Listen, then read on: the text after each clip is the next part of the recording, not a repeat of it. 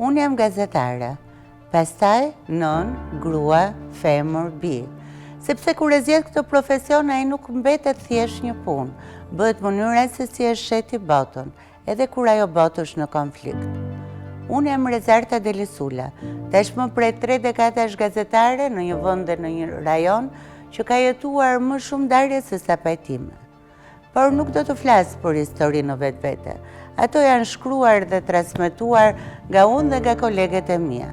Do të ndalem të përjetimi im përballë ngjarjeve me tension, siç ishte vjeshta e vitit 2023, 2 ditë pas sulmit të armatosur në Banjës të Kosovës, ku mbeti e vrarë një polic. Sa po kalova vushtrin, heshtja që ka ploj ato 30 kilometra deri në zonën e nxehtë, jo vetëm që më shtoi pasigurin, po gati frikën për veten. Për veten jo vetëm si gazetare, por si njeri. As një deklaratë zyrtare ditën që u nisa, as një titull lajme se ç'ndodhte në Banjsk. Ishte fiks ai moment kur gazetari e kupton se para se të niset duhet të di të lexoj frikën e vendit se ku ndodhet. Dhe frika nuk është gjithmonë zhurmë, ndonjëherë është dhe heshtje. Dhe në atë heshtje e kuptova që diçka kishte ndodhur, përpara se lajmet ta konfirmonin. Mora makinën dhe u nisa e vetme drejt veriut të Kosovës. Ajo që kisha me vete ishin vetëm disa numra policie në blok. Kur hyra në fshat, ajo që më goditi më shumë ishte qetësia. Një qetësi e rëndë që krijonte ndjesinë që gjithçka mund të shpërthente nga momenti në moment. Fshati dukej pothuajse i braktisur, tek tu kshije ndonjë banor që kalonte aty duke të shmangur kontaktin me sy.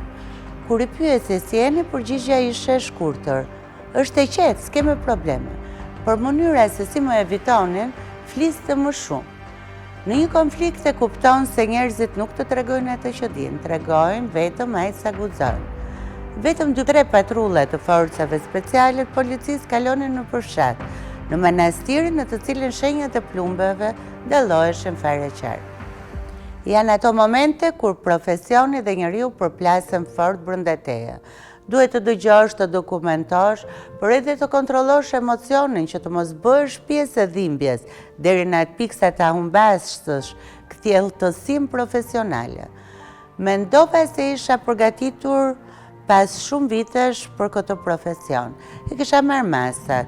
Kur shkon në një zonë tensioni, përgatitja fillon shumë më përpara se të mbrish. Nuk mendon vetëm për kamerën, regjistruesin, bllokun apo telefonin. Mendon për çdo detaj, dokumentet, kontaktet e sigurta, bateri rezervë, rrugën e kthimit, çfarë do të ndodhi, njerëzit që mund të telefonosh në rast të nevoje. Si grua, kjo përgatitje ka edhe një dimension tjetër. Çanta e krahut nuk mbushet vetëm me lapse me letër, por ndoshta edhe gjëra që nuk i mendon askush kur sheh një gazetare në terren. Për shembull ujë, ilaçet bazë, ndonjë paracetamol, veshje neutrale, gjithçka që të mos biesh në sy dhe mos i tërheqësh vëmendjen të tjerëve. Në konflikt nuk e luksin të dukesh e pasigurt edhe kur brenda vetes e ndjen se e duke matur çdo hap. Këto masa e kisha marrë, por përgatitjen kryesore e kisha bërë me veten. Të raportoje fakte, të isha njerëzore, por edhe profesionalisht e paanshme. Raportimet në kohë të turbullta kanë ndjekur gjithë ecurinë time profesionale. Por momentet më të vështira nuk e kam pasur me frikën nga kjo lloj dhune. Frika ndonjëherë është çfarë ndodh pasi boton një lajm, jo me ata që bëjmë presion, por me ata që bëhen pjesë e historisë dhe ekspozohen në publik. Të tillë kishte shumë në periudhën kur trajtoja konfliktin mes brezave për të kaluarën komuniste. Historitë vinin nga ish të përndjekur politik, njerëz që kishin kaluar burgje, internime, humbje familjare, por edhe ish funksionarë apo njerëz të lidhur me nomenklaturën komuniste. Shumë prej tyre ishin ata që firmosën për dënimin politik të rreth 34.000 njerëzve, mbi 7.000 prej të cilave ishin gra. Imagjinoni sa familjeve ju pre fleta e internimit. Protagonistët flisin me urrëtie, akuza, emra konkret. Ishin histori që shpesh dilnin përtej dokumentave dhe hynin në territorin e akmarrjes morale. Gazetari ishte në mes, duhet të peshonte, të filtronte informacionet që vlejnë për kujtesën kombëtare. Nga ana tjetër, përballë dhimbjes reale të viktimave ishin jo vetëm autorët, por edhe fëmijët e nipër që nuk trashëgonin vetëm mbi emra, por edhe ngarkesat e tyre emocionale. Në disa raste, nipër apo mbesa të ish funksionarëve më kanë pyetur drejt për drejt, a janë të vërteta këto që janë shkruar për gjyshin tim? Kjo të vendos përballë një përgjegjësie të madhe. Gazetari ka përgjegjësi jo vetëm për ato që shkruan, por edhe për ato që zgjedh të mos e shkruaj. Në arkivën time ka shumë histori që nuk janë botuar kur.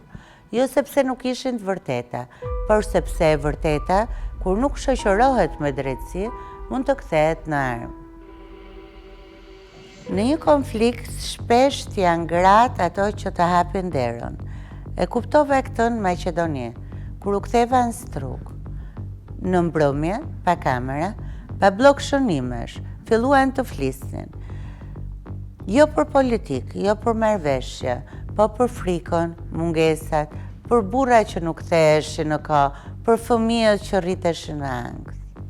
Dhe në ato biseda kuptova se lufta nuk nis kur dëgohet krisma e parë. Fillon shumë më herët brenda shtëpive. E njëjta gjë ndodhi edhe në Kosovë. Nuk ishin zyrtarët që më treguan më shumë, ishin gratë e vajzat ato që të ftonin brenda dhe flisnin pa e quajtur intervistë. Dhe ajo që më mbeti më shumë në mendje nuk ishin fjalët, por duart e tyre. Duar që nuk rinin kur të qeta, që shtrëngonin njëra tjetrën, që kërkonin diçka, aty të kapeshin. Aty e shef dhimbjen më qartë, aty shef më qartë çdo deklarat dhe çdo detaj. Por të qenurit grua në terren nuk të hap vetëm dyer, shpesh të detyron të provosh dy fish që meriton të jesh aty. Ndoshta pikërisht sepse je grua në terren, arrin të hysh në këto hapësira që zakonisht mbeten të padukshme, të shohësh luftën jo vetëm si ngjarje, por edhe si gjë të përditshme, të tregosh ato që shpesh mungon në raportime, në jetën e përditshme, dimensionin njerëzor, historitë që nuk bëhen titull. Por ky akses ka edhe kosto, sepse në një konflikt rreziku nuk është gjithmonë i dukshëm. Dhe skepticizmi ndaj një gruaje, gazetareje, është shpesh më i madh. Megjithatë, pikërisht kjo të detyron të jesh edhe më e kujdesshme, edhe më e drejtë, sepse nuk po tregon vetëm një histori, po i jep zë dikujt që rrallë dëgjohet. Prandaj, unë nuk e shoh intervistën si një kurth, e shoh si një marrëdhënie. Në një marrëdhënie besimi, në fakt, dhe besimi nuk është material. Lajme është përgjegjësi. Prandaj nuk e kam bërë kurrë atë lloj gazetarie që përgjon, që fsheh, që pret gabimin, sepse përtej lajmet është gjithmonë njeriu. Ndodhesha në Ohër me pushime, ishte ende koha kur duhej vis për të vizituar Maqedoninë e atërshme, po kjo duke normale në ato vite. Ato që duhet të ishin në relaksje, më përquan direkt një ndjesit të çuditshme tensioni. Ishte e pashpjegueshme. Nisa të flisja me njerëz, të pyesja për jetën, për situatën. Shumica ankoheshin drejt për drejt, por ndjerësia e mblefit që zihente ishte më e fortë, si diçka që priste momentin për të dalë në sipërfaqe. Në kthim, aty ndalova një natë në Strug, aty e pash më qartë. Nuk ishin vetëm ndjesi, ishin shenja konkrete, grafite në përmure me fjalë të forta dhe me një zemrim që nuk artikulohej e hapur, por që kishe shenja kudo. Kur u ktheva atë natë redaksi, fillova të shkruaj dhe fjalia e parë e reportazhet ishte titulli Maqedonia në prag lufte. Nuk ishte thjesht një titull, ishte një paralajmërim. Sigurisht që ky titull nuk u prit mirë, as në redaksi, as jashtë. Kishte shumë kundërshti, dyshime, madje edhe reagime publike, sepse ndonjëherë ajo që gazetari ndjen dhe shen në terren është disa hapa përpara asaj që shoqëria është gati ta pranojë. 4 muaj më vonë, në Maqedoni lufta shpërtheu. Dhe atëherë, kupton se reportazhi nuk është thjesht rrëfim, është intuit, përgjithësi dhe mbi të gjitha vëmendje ndaj detajeve që të tjerët i kalojnë pa e pa. Vite më vonë, më 2006 u riktheva në Haraçin, në fshatin që kisha përjatuar luftën. Ajo që gjeta nuk ishte më tensioni para shpërthimit. Ishte pesha e asaj që kisha ndodhur. Njerëzit e zhgënjur, familje që kishin humbur të dashurit e tyre, histori që kushdo dëshironte t'i harronte. Prania e një gazetare nuk i ndihmonte gjithmonë, përkundrazi, në disa raste e acaroi edhe më shumë, sepse për ta historia nuk ishte lajm, ishte një jetë e jetuar me shumë haraçe. Herën e parë, pash një luftë që po vinte, herën e dytë, pash një luftë që nuk ishte mbritur ende. Dhe pikërisht aty kupton se gazetaria në terren nuk është vetëm të shkosh dhe të tregosh, është edhe të dish të flasësh, të dish të dëgjosh dhe si mos të rëndosh më shumë një plak që ende nuk është mbyllur.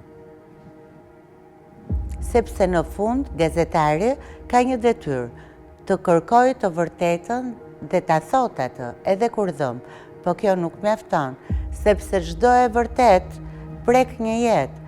Prandaj të thuash të vërtetën është guxim, ta thuash pa humbur njeriun është etik. Dhe kjo është gazetaria që ka vlerë, ajo që nuk zgjedh mes tyre.